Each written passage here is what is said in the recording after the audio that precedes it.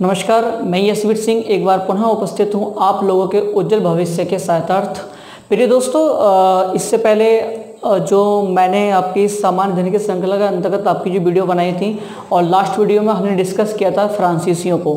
हमने फ्रांसीस को डिस्कस करते हुए उनका सामान्य परिचय जान लिया था। आज जो हम स्टार्ट करने जा रहे हैं, आज हम पढ़ेंगे कर्नाटक और फ्रांसीसियों का, कर्नाटक और साथ में आपको उनके फ्रांसीसी और अंग्रेजों के युद्ध को। ठीक है, तो आज डिस्कस करेंगे हम कर्नाटक में हुए जो 3 युद्ध हुए थे हमारे। कर्नाटक का प्रथम युद्ध, द्वितीय और तृतीय। ठीक है, तो कर्नाटक का युद्ध भारतीय इतिहास में अत्यधिक महत्वपूर्ण है। ठीक है, लगभग देखा जाए तो युद्ध लगभग आपके 20 वर्ष तक ये संघर्ष चलता रहा था और इन युद्धों ने ही डिसाइड किया था कि इन भविष्य में, मतलब उस समय के साथ देखा जाए तो, कि आगे चल करके भारत पर राज कौन करने वाला है। और अंततः इन युद्ध में अंतिम रूप से विजय हुई थी वो अंग्रेजों की हुई थी और ये निश्चित हो गया था कि अब जो भारत में राज करेंगे वो कौन राज करेगा, अंग्रेज ही राज करेंगे। ठीक है, तो आज के इस टॉपिक को हम स्टार्ट करते हैं। और इस टॉपिक को स्टार्ट करने से पहले जो कर्नाटक के 3 युद्ध हम पढ़ने जा रहे हैं, आज हम इस वीडियो में आप कर्नाटक का प्रथम युद्ध पढ़ेंगे और देखेंगे किस प्रकार से घटनाएं घटित हुई थी। आज की वीडियो बहुत ज़्यादा महत्वपूर्ण है। आप A to Z कोई भी एग्जाम दे रहे हो, हर एक युद्ध में हर एक एग्जाम में पूछा जाता है कर्नाटक का प्रथम युद्ध कब हुआ था, किसके मध्य हुआ था और कौन सी संधि के द्वारा समाप्त हुआ था। ठीक है, चलो तो स्टार्ट करते हैं आज का हम अपना टॉपिक। तो हम युद्ध पर जाने से पहले कुछ बेसिक बातें समझ लेते हैं। जैसे हम बोल रहे हैं कर्नाटक राज्य हुआ, कर्नाटक राज्य उस समय कहाँ था, क्या था, वो डायग्राम के थ्रू समझ के हम चीज़ों को आगे बढ़ाते हैं। क्लियर, चलो देखते हैं। तो एक डायग्राम ले लेते हैं हम छोटा सा। यहाँ पर अपना ये हमारा डायग्राम हो गया एक छोटा सा बस। ठीक, देखो अगर हम उस समय के कर्नाटक राज्य की बात करें, मतलब हम जो बात करें 1746 में प्रथम युद्ध स्टार्ट हुआ, जो प्रथम युद्ध की हम 46-48 के प्रथम युद्ध की बात कर रहे हैं, उस समय के कर्नाटक राज्य की बात करें तो समझना मेरी बात को। तो देखो यहाँ पर इस प्रकार से कहा जा सकता है, कुछ इस प्रकार से। ठीक, इस प्रकार से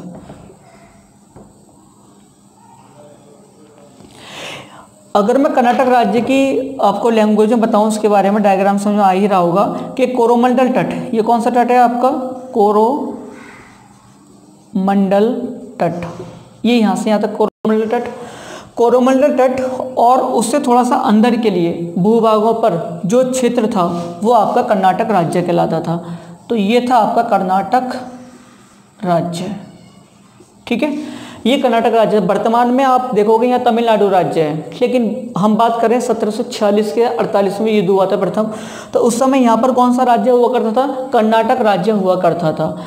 और यहाँ पर आपके इस प्रकार से यहाँ थे आपके पेशवा, यहाँ पर कौन थे आपके पेशवा, या एक प्रकार से कहा जाए तो मराठा। ठीक है, तो ये कर्नाटक राज्य, यहाँ पेशवा और कुछ इस प्रकार से, यहाँ कुछ इस प्रकार से ये जो था ये था आपका कौन, यहाँ था आपका इस प्रकार से कुछ कौन था, ये नवाब, हैदराबाद राज्य। और ये जो बचा आपका, ये बचा आपका मैसूर। ठीक है, अब समझना मेरी बात को। कर्नाटक यहाँ पर कोरोमंडल तट और उससे थोड़ा सा अंदर के लिए जाएंगे, जितना भूभागीय क्षेत्र था वो किस कर्नाटक राज्य में आया था। जस्ट इसके बराबर से लगा हुआ था मैसूर राज्य। मैसूर राज्य इतना स्ट्रॉन्ग राज्य नहीं था, इतना मजबूत अभी राज्य नहीं था। ये जब हम पढ़ेंगे अगला टॉपिक आखिरी हम पढ़ेंगे हैदर अली टिप्पू सुल्तान को, तब जानेंगे मैसूर के बारे में। फिलहाल आप यहाँ पर मैसूर राज्य था, लेकिन ज़्यादा मजबूत राज्य नहीं था।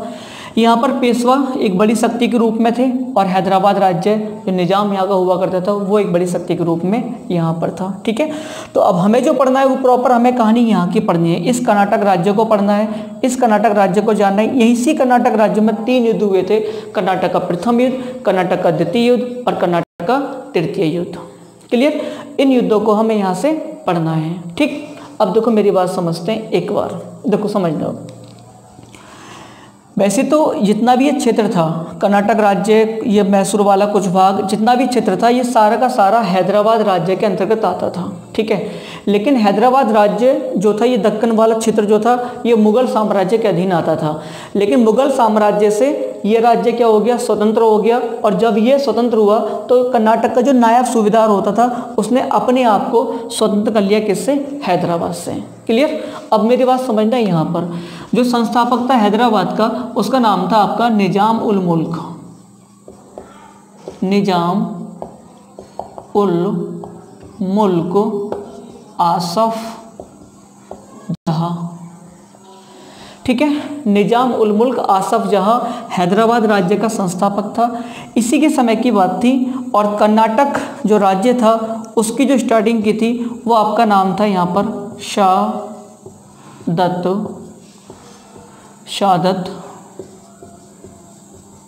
उल्ला खान। शादात उल्ला खान, क्लियर। तो शादात उल्ला खान ने अपने आप को निजाम उल मुल्क आसफ जहाँ से स्वतंत्र कर लिया और नया सूबेदार था लेकिन स्वतंत्र रूप से शासन करने लगा। कर्नाटक क्या हो गया, अलग हो गया। ये एक प्रकार से कहा जाए तो कर्नाटक अपने आप में स्वतंत्र राज्य बन गया। क्लियर, ठीक। अब मेरी बात समझना आप आगे।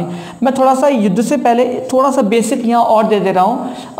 सादुल्ला खान से स्टडी वो इसलिए देना बेसिक जरूरी है, कर्नाटक राज्य के ऐतिहासिक क्रम को अच्छे समझ लेंगे।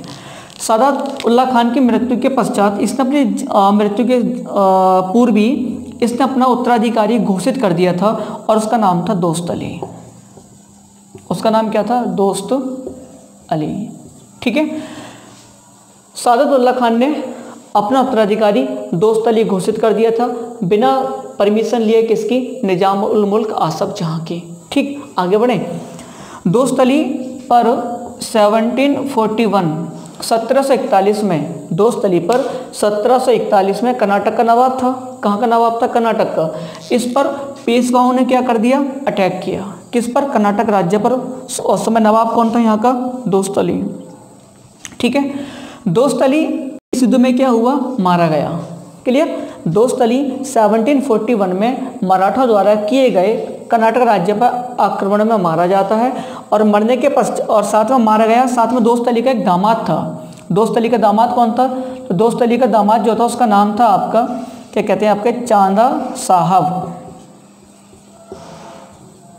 चांदा साहब, दोस्त अली का जो दामाद था उसका नाम था चांदा साहब। चांदा साहब को मराठों ने क्या कर लिया, कैद कर लिया। ठीक, दोस्त अली, चांदा साहब कैद हुआ, यह मारा गया। अब कहानी यहाँ पर समझ रहे हो आप। अब उत्तराधिकारी कौन बनेगा, तो उत्तराधिकारी बना इसका दोस्त अली का बेटा था, उसका नाम था अनवरुद्दीन। क्या नाम था बच्चों, अनवरुद्दीन। अनवरुद्दीन कौन था, दोस्त अली का बेटा।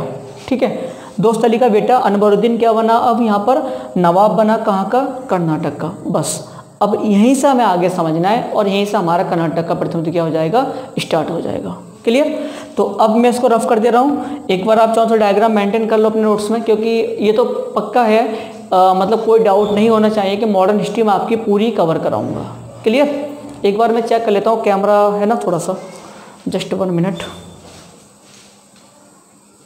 ठीक है, पूरा कवर हो रहा है, ओके। तो ठीक है, अनवरुद्दीन हो गया। अब हमें यहाँ से कहानी आगे बढ़ानी है और यहाँ से समझना है कर्नाटक के प्रथम युद्ध को। बहुत ज़बरदस्त समझ में आएगा, विश्वास करो आप मेरी बात को। ठीक है, बस आप लोग मेहनत के साथ बढ़िया से क्या करते रहो, इसको टॉपिक को अच्छे से समझ लेना।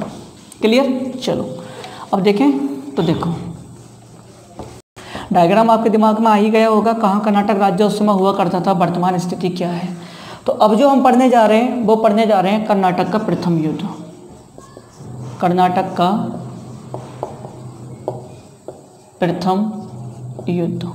ठीक है, कर्नाटक का प्रथम युद्ध अगर आपसे वर्ष की बात करें कब हुआ था, तो आपका 1746 से 1748 हुआ था, पहली बात। ठीक है, और इसके विषय में अगर आपसे थोड़ा सा बेसिक हम उठा लें, उससे पहले चलो 2-4 बातें। किसके मध्य हुआ था, तो आप सीधा सा कहोगे जो मध्य हुआ था वो हुआ था अंग्रेज प्लस फ्रांसीसी।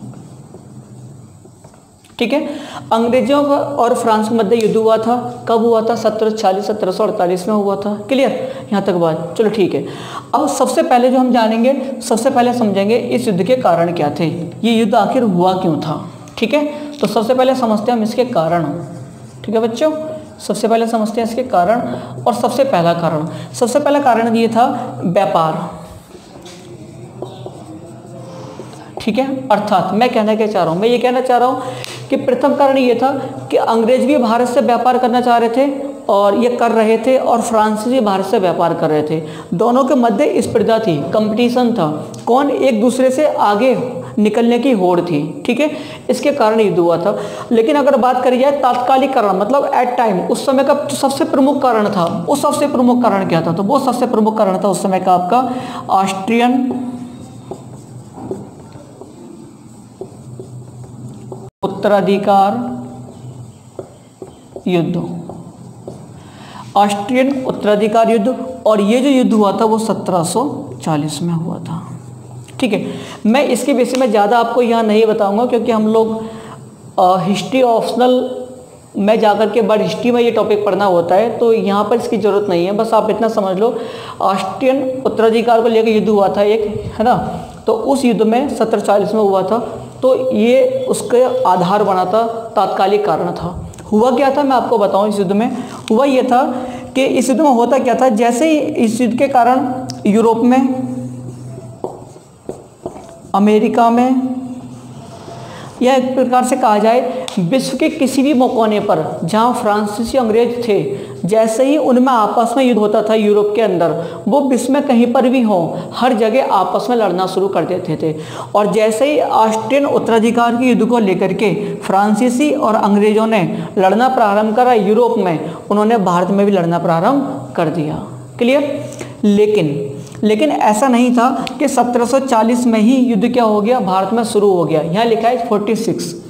तो भारत में जो सूचना मिली थी इस युद्ध की, है ना, ऑस्ट्रियन उत्तराधिकार युद्ध की सूचना जो भारत को मिली थी, भारत में जो मिली थी वो मिली थी 1744 में, 44 में सूचना मिल गई कि यूरोप में ऑस्ट्रियन उत्तराधिकार युद्ध बड़े पैमाने पर स्टार्ट हो गया है, और यूरोप में वहाँ पर फ्रांसीसी और अंग्रेज आपस में लड़ना शुरू कर दिए हैं। और उसका परिणाम हुआ भारत में भी, है ना, ये क्लियर हो गया था कि अंग्रेज और फ्रांसीसी क्या करेंगे, लड़ना शुरू कर देंगे, ठीक है। हालांकि उनके जो देश के राष्ट्र के जो राष्ट्राध्यक्ष थे या कंपनी के डायरेक्टर, उनकी तरफ से मना था कि भाई आप आपस में मत लड़ना, लेकिन उसके बावजूद भी यहाँ पर लड़ाई छिड़ गई थी, ठीक है।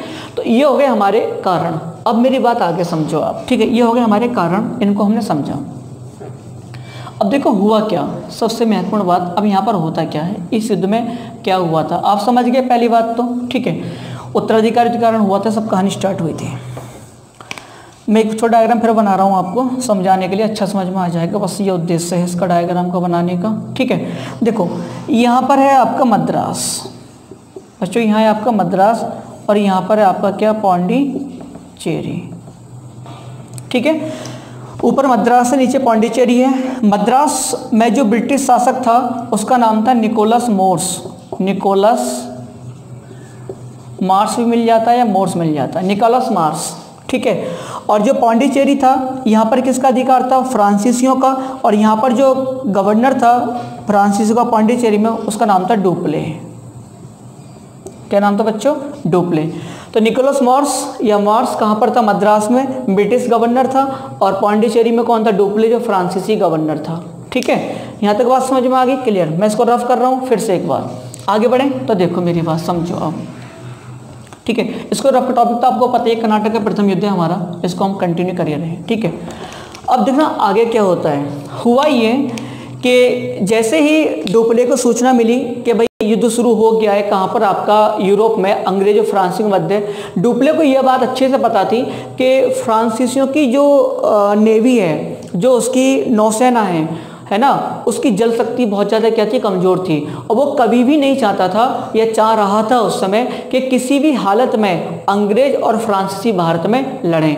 उसे पता था अगर हम लड़े अंग्रेज़ों से तो निश्चित तौर पे क्या हो जाएगी, पराजय, क्योंकि जल शक्ति किसकी स्ट्रॉन्ग थी, अंग्रेजों की, और कमज़ोर किसकी थी उस समय, फ्रांसीसियों की। इसलिए वो बिल्कुल भी पक्ष में नहीं था कि युद्ध हो जाए। लेकिन अब उसने बचाव के लिए क्या करा, बचाव के लिए पौंडीचेरी की निकोलस मार्स से मुलाकात करी। कहाँ का था, मद्रास का ब्रिटिश गवर्नर था। इसके पास कौन गया, डुप्ले गया।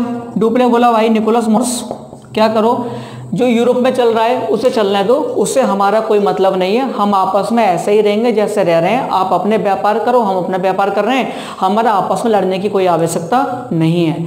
लेकिन निकोलस मार्स ने इसकी बात को इग्नोर कर दिया। इग्नोर क्यों करा, इसका एक कारण था। इसका कारण ये था, निकोलस मार्स को एक सूचना मिल गई कि एक वार्नेट नामक अंग्रेज है, वार्नेट नामक अंग्रेज था, जो इंग्लैंड से चल दिया था निकोलस मोर्स की सहायता के लिए फ्रांसीसियों के खिलाफ। बात समझ गए? निकोलस मोर्स को सूचना मिल गई कि वॉर्नेट जो अंग्रेज है उसके अधीन एक सेना आ रही है, और वो सेना किस लिए आ रही है? निकोलस मोर्स की सहायता के लिए, जो फ्रांसीसियों के खिलाफ भारत में क्या करेगी? सहायता करेगी। इसलिए निकोलस मोर्स ने डुप्ले की बात को इग्नोर करना प्रारंभ कर दिया। और उसी दौरान वॉर्नेट ने भी क्या करा, कुछ जहाज थे, है ना, कुछ जहाज थे फ्रांसीसियों के, उनको क्या बना लिया? बंदी बना लिया, उनको अपने कब्जे में कर लिया। इस बात का प्रभाव पड़ा। तो इसने तो इसकी बात को इग्नोर कर दिया, डुप्ले की बात को, निकोलस मोर्स ने। अब डुप्ले किसके पास गया? अनवरुद्दीन के पास गया। अनवरुद्दीन कौन था? आप जानते हो, कर्नाटक का नवाब। इससे बोला कि भाई कुछ आप भी हेल्प कर दो, युद्ध रुक जाए।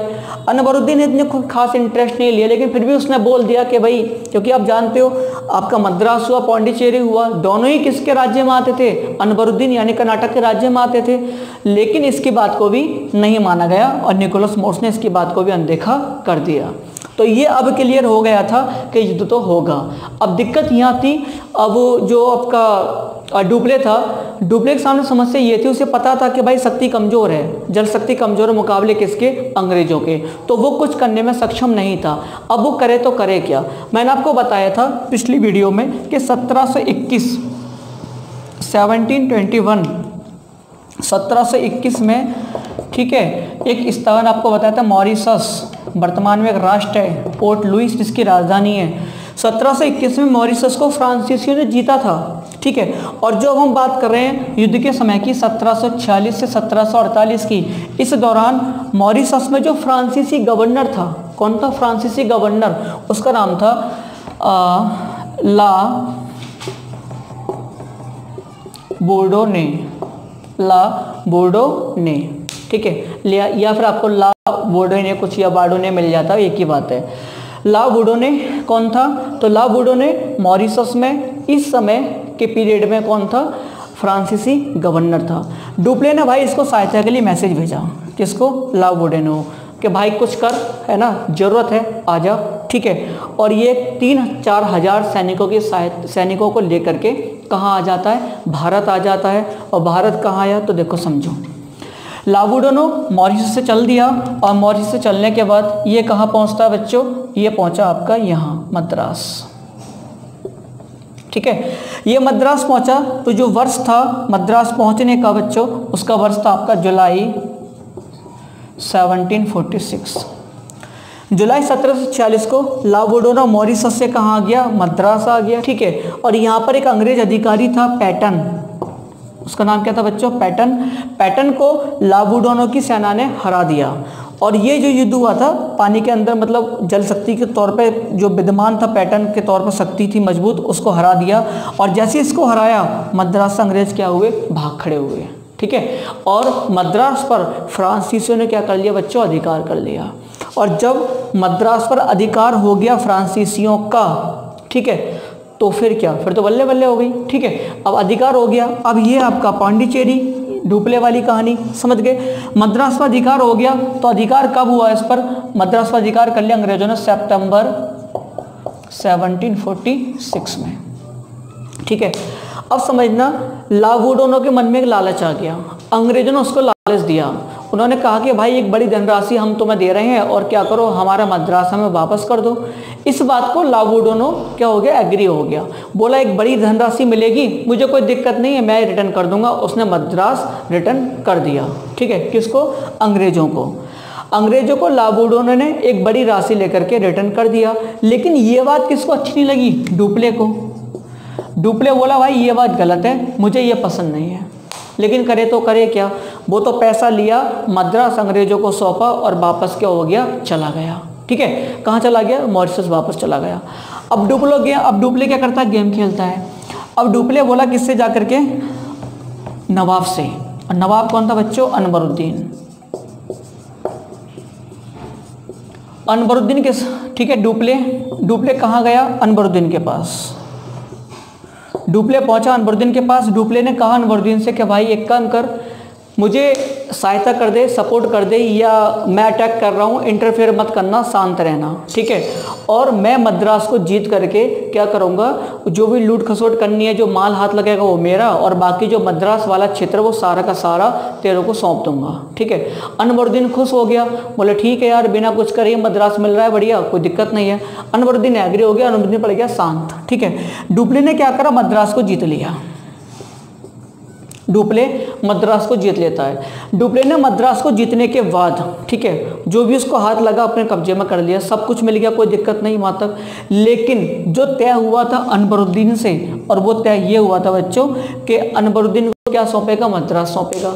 लेकिन उसने क्या करा, डुप्ले ने अनवरुद्दीन को मद्रास नहीं सौंपा, और इस बात से नवाब क्या हो गया, नाराज। क्लियर। तो कहानी स्टार्ट होती है फ्रांसीसियों की और अंग्रेजों के बीच में कौन आ गया, नवाब। दुश्मनी किसकी थी, अंग्रेजों की और किसकी, फ्रांसीसियों की। अब दुश्मनी किसकी हो गई, फ्रांसीसियों की और नवाब की, क्योंकि जो वादा किया था वो वादा निभाया नहीं, और आप जानते हो जो वादा किया सो निभाना पड़ेगा, ठीक है। और वो उसने निभाया नहीं तो गड़बड़ तो होगी, ठीक है। और वो गड़बड़ हो ही गई। अब हुआ क्या, तो हुआ ये कि आपका अनवरुद्दीन जब नाराज हो गया तो उसने क्या करा, युद्ध की घोषणा कर दी, ठीक है। और अटैक अनाउंसमेंट कर दिया किस पर, क्या कहते हैं आपके डुप्ले के खिलाफ या फ्रांसीसियों के खिलाफ। अब मेरी बात समझना यहाँ पर बच्चों फिर से, ठीक है। तो देखो अब ये है आपका यहाँ मद्रास, ये क्या है, मद्रास। इस पर पुनःअधिकार किसने कर लिया बच्चों, डुप्ले ने, ठीक है। और अनवरुद्दीन इसको प्राप्त करना चाह रहा था कि जीतने के बाद मिलेगा, लेकिन मिला नहीं। अब क्या करा, नवाब ने आदेश दे दिए लड़ाई के युद्ध के, ठीक है। अब युद्ध होना क्लियर था। तो ये युद्ध जो हुआ था वो जो फेमस है नाम से आपसे पूछा जाएगा, मैं आपको बताऊंगा किस नाम से क्या होता है। तो पूछेगा आपसे अडियार का युद्ध, अडियार ऑब्लिक सेंट थोमे का युद्ध, ठीक है। तो आपसे पूछेगा अडियार अथवा सेंट थोमे का युद्ध कब हुआ था, सबसे पहली बात तो आप कहोगे 1748 में।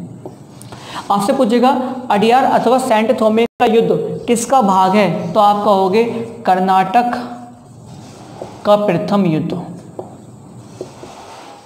इसका भाग क्या है, अडियार जो युद्ध था अथवा सेंट थोमे का युद्ध किसका भाग था, कर्नाटक के प्रथम युद्ध का ही पार्ट था, उसका अलग, उससे अलग नहीं था, इसी का ही पार्ट था, ठीक है। तो अब देखना मेरी बात को समझना, मद्रास की जो मैं बताने जा रहा हूँ आपको, मद्रास के ही पास में यहाँ पर क्या है आपका अडियार है।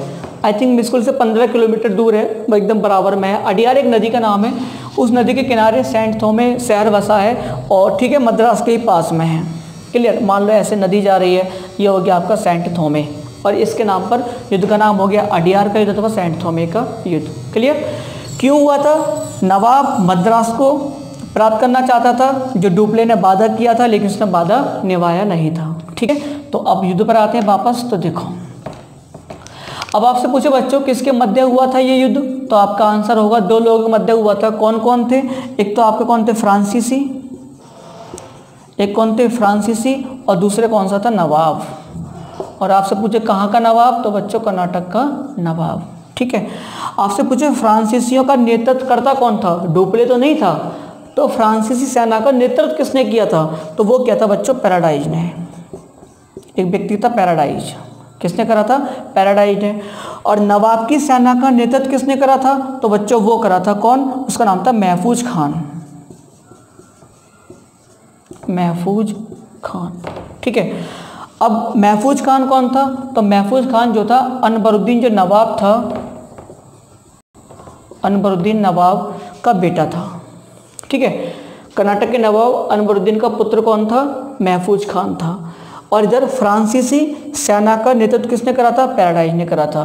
फ्रांसीसी जो सेना थी उसमें 230 तो कौन थे, फ्रांसीसी थे, ठीक है। और 700 कौन थे इसमें सेना में, भारतीय। कुल मिलाकर देखा जाए तो 700 तो 900, 930 सैनिक थे, ठीक है। और वहीं नवाब की सेना में 10,000 कौन थे बच्चों, भारतीय थे। तो अपने आप में देखा जाए तो कहीं ना कहीं 10 गुना था लगभग, ठीक है। कहीं ना कहीं 10 गुना सेना थी मजबूत किसकी, महफूज खान की, यानी कि भारतीय सेना। और फ्रांसीसी सेना उसके मुकाबले 10 गुना क्या थी, कमज़ोर थी। लेकिन इनकी जो सेना थी वो एकदम ट्रेंड सेना थी, है ना, ट्रेंड थी। और ये तो बस, है ना, बस समझ रहे होगे आप। तो इन 10,000 सैनिकों को किसने हरा दिया? 930 सैनिकों ने हरा दिया। यानी कि इस युद्ध में पराजय किसकी हो गई? नवाब की। और महफूज खान की पराजय हो गई, फ्रांसीसी क्या हो गए? विजयी हो गए। मेरी बात समझ गए आप? अब फ्रांसीसी विजयी हो गए, ठीक है, क्लियर हो गए यहाँ तक। अब देखो, फ्रांसीसी ने अंग्रेजों को भी हरा दिया, फ्रांसीसियों ने किसको हरा दिया? कर्नाटक के नवाब को भी हरा दिया, ठीक है। और जब ये दोनों बड़ी शक्ति हार गई, ठीक है, तो अब साउथ में टक्कर देने वाला इनको अभी कोई नहीं था। तो प्रथम युद्ध के एंड में अगर देखा जाए तो फ्रांसीसी को टक्कर देने वाला 48 के लास्ट में कोई भी शक्ति नहीं थी, जितनी बड़ी शक्ति के रूप में क्या थी? आपकी फ्रांसीसी थे, ठीक है। आगे समझना बताऊंगा। और इस युद्ध की विजय के साथ ही डुप्ले की वाहावाही होने लगी, मतलब डुप्ले की चर्चा होने लगी कि भाई डुप्ले भी कोई चीज़ है अपने आप में, है ना। डुप्ले का नाम होने लगा सब जगह, लोग डुप्ले को बड़ा शक्तिशाली है, ये है, वो है, खूब चर्चा होने लगी, ठीक है। डुप्ले का नाम रोशन हो गया, ऐसे समझ लो आप, ठीक है। तो अब मेरी बात समझना दूसरी, युद्ध यहाँ तक निपट गया, कर्नाटक पर कब्जा हो गया। अब बात आती है तो फिर मतलब हुआ क्या था आगे चल के? तो एक संधि हुई थी, ठीक है, संधि का नाम था ला सापेल की संधि। कई जगह इसका नाम थोड़ा आगे पीछे मिल जाता है, ठीक है, तो या एला सापेल मिल जाता है, एला सापेल की संधि। एला सापेल की संधि हुई थी, और ये संधि हुई थी आपकी ट्रीटी यानी कि 1748 में, 1748 में हुई थी। और इस संधि से हुआ क्या था? इस संधि के साथ, इस संधि के द्वारा ऑस्ट्रियन उत्तराधिकार जो बच्चों युद्ध था, युद्ध क्या हो गया? समाप्त। इस संधि के द्वारा ऑस्ट्रियन उत्तराधिकार युद्ध क्या हो गया? समाप्त हो गया। और जैसे ही ये युद्ध समाप्त हुआ, विश्व के जिस कोने में भी अंग्रेज और फ्रांसीसी आपस में लड़ रहे थे, उन सब ने लड़ना क्या कर दिया बच्चों? बंद कर दिया, क्लियर। और इस संधि में डिसीजन हुआ कि एक मद्रास जो भारत में था, ये किसको दिया जाएगा? अब अंग्रेजों को मिलेगा, ठीक है। अर्थात फ्रांसीसी मद्रास को रिटर्न कर देंगे, किसके लिए? अंग्रेजों को। और एक स्थल और था लुइसबर्ग। लुइसबर्ग कहाँ पर था? अमेरिका में। और ये जो लुइसबर्ग है, ये किसको मिलेगा? फ्रांसीसियों को। अर्थात अंग्रेज किसको रिटर्न करेंगे? फ्रांसीसियों को। लुइसबर्ग कहाँ पर? अमेरिका में। तो वापस मिल गया मद्रास किसको? अंग्रेजों को। और लुइसबर्ग किसको मिल गया? आपका फ्रांसीसियों को। और इस प्रकार से कर्नाटक का प्रथम युद्ध क्या हो गया बच्चों? समाप्त हो गया, ठीक है। अब बात समझ में आ गई। अब यहाँ पर एक प्रश्न पूछेगा आपका, कर्नाटक का प्रथम युद्ध किस संधि के द्वारा समाप्त हुआ था? तो आपका आंसर आएगा एला सापेल की संधि। यह पूछेगा एला सापेल की संधि के द्वारा कौन सा युद्ध समाप्त हुआ था? आपका होगा कर्नाटक का प्रथम युद्ध हुआ था, क्लियर। आगे समझना मेरी बात को। अब होता है, अब बात करें इसके परिणाम की, इस युद्ध के क्या परिणाम रहे थे? परिणाम तो देखो, अगर बात करें भौगोलिक परिणाम की, तो भौगोलिक परिणाम ऐसा कुछ विशेष नहीं रहा कि जैसे अंग्रेजों को कोई क्षेत्र मिल गया हो, फ्रांसीसियों को क्षेत्र मिल गया हो। हाँ, फ्रांस मद्रास को जीता, लेकिन कुछ समय पश्चात रिटर्न कर दिया। तो भौगोलिक रूप से इतना कुछ बड़ा महत्व नहीं रहा था कि किसी को कि क्षेत्र जीत लिया उसको वापस नहीं करो, ऐसा कुछ नहीं हुआ, ठीक है। लेकिन अपने आप में कहीं ना कहीं इसका महत्व था। महत्व क्या था? ये थी जैसे कि, है ना, पहला है ना, जल शक्ति का महत्व बढ़ा, जल शक्ति का महत्व बढ़ा, ठीक है। फ्रांसीसी एक शक्ति के रूप में उभर कर सामने आए, ठीक है, मतलब स्पेशली भारत में कहा जाए तो इस प्रकार से, ठीक है। और कहा जाए तो भारतीय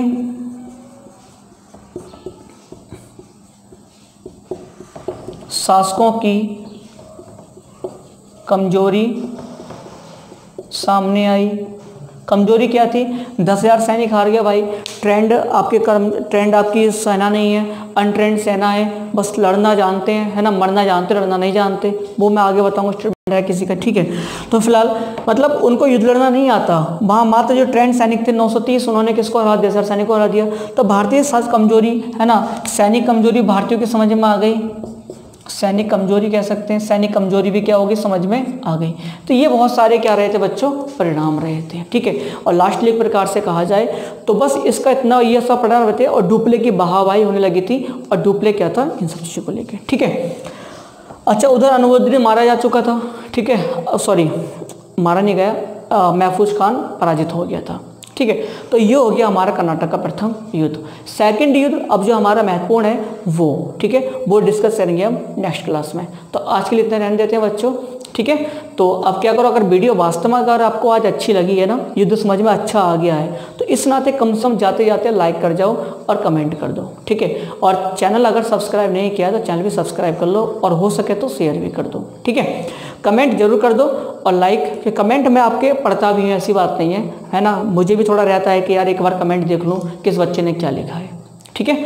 और कुछ आप चाहते हो कि जैसे कुछ बच्चों ने फ़ोन करके बोला था कि सर नोट्स टाइप में लिखवा दो, थोड़ा लिखवाने वाला काम फिर बहुत लंबा हो जाएगा। आप इसको पूरे टॉपिक को बढ़िया से खुद से समझ लो ज़बरदस्त तरीके से, और इसको कहानी के टाइप में आप इस कहानी तरह अपने दिमाग में बैठा लो, और खुद से इन सब चीज़ों को अपने हाथ से क्या कर लो बच्चों, रिटर्न कर लो, ठीक है।